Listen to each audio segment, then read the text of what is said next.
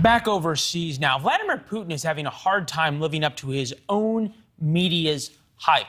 Russian media wants a bigger, more aggressive war against Ukraine.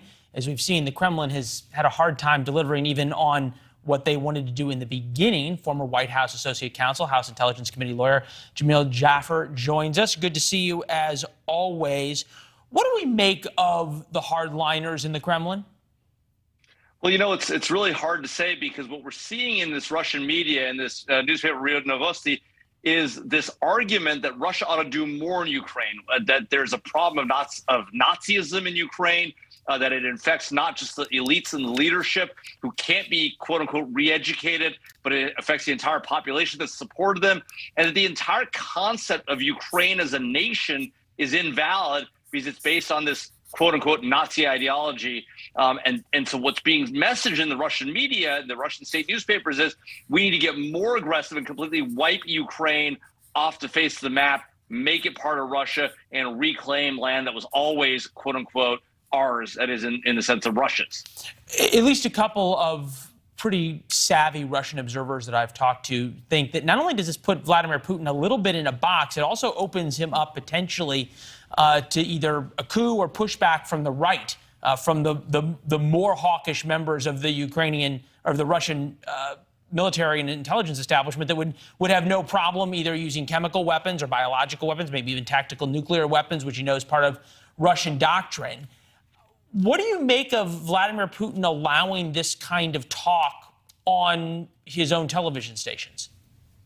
Well, you know, it's hard to know what to make of it, because it's hard to imagine somebody more hawkish on the issue of Ukraine than Vladimir Putin himself, right? And so this idea somehow that now Vladimir Putin finds himself among the more dovish people, he's reorienting to focus on the eastern part of Ukraine, Donbass, right? I think part of the challenge here is that he has essentially lost the edge in this conflict. He's still going to get the territory he wants. He's still going to try and consolidate that. But in the eyes of potentially some of the Russian elites and maybe some of the more aggressive parts of his party, he has suffered a defeat, or Russia, even worse, has suffered defeat at the hands of these Ukrainians. Yeah, or he's sort of setting up this straw man, right, where he can be seen as the peacemaker and be seen as the moderate force that he wants to then play off to the West. Does Putin care, as we watch the videos of some of his oligarch buddies having their yachts seized and these sort of big grand gestures? It feels, it sort of defies logic to me that a guy who's killing thousands of people, his troops are committing war crimes, he owns Russia, really cares if a $90 million yacht gets taken by the FBI in Spain. Right. So this is Viktor Vekselberg's yacht that was taken. Like you say, $90 million.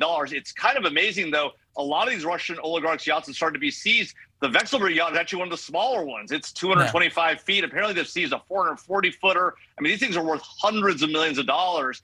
I think what it does to Putin, it's not that he cares specifically, but it could undermine his support, because these oligarchs who he's made rich beyond belief, may start to weaken their support for him if their property, their children, right, and the like, and themselves are being potentially focused on by law enforcement authorities around the globe.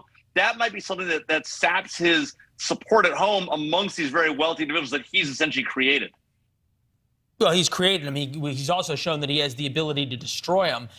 Have you, as you're watching both the Germans, the French, the Brits, but especially the Germans, has the video of the war crimes and the wholesale slaughter of civilians around Kyiv and some of the other cities, has that yet gotten through to the European conscience to where they would be willing to suffer themselves and go without some of their gas and oil imports and pay higher prices to punish Vladimir Putin?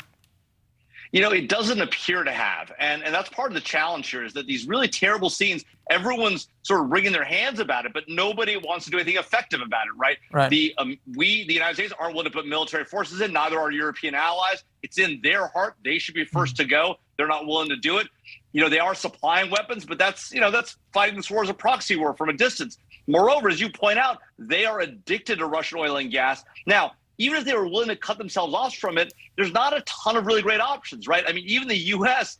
kind of ridiculously is looking to Iran and Venezuela, of all places, to make up for some of these oil supplies. It's crazy. We have oil here in the United States. We have natural gas. But of course, we've known that for years the Europeans own the natural gas facilities to take our gas. We could have been building these things. We could have been building competitive pipelines. We haven't done it for the better part of a decade. That's on us. But even now, we're not talking about doing it. We're still saying, oh, well, it's terrible. They're doing Russian oil and gas. We're not doing anything to solve that problem. Yeah, no, you make a great point about the Europeans who seem to just be aghast at the horrors of the war and still sending literally billions of dollars a month to Vladimir Putin to support the war. Jamil, great to see you as always. We appreciate it. Thank you. Thanks for having me. Yeah, good to see you. Thanks for watching. Click the red subscribe button below so you can get more of NewsNation's fact-driven, unbiased coverage.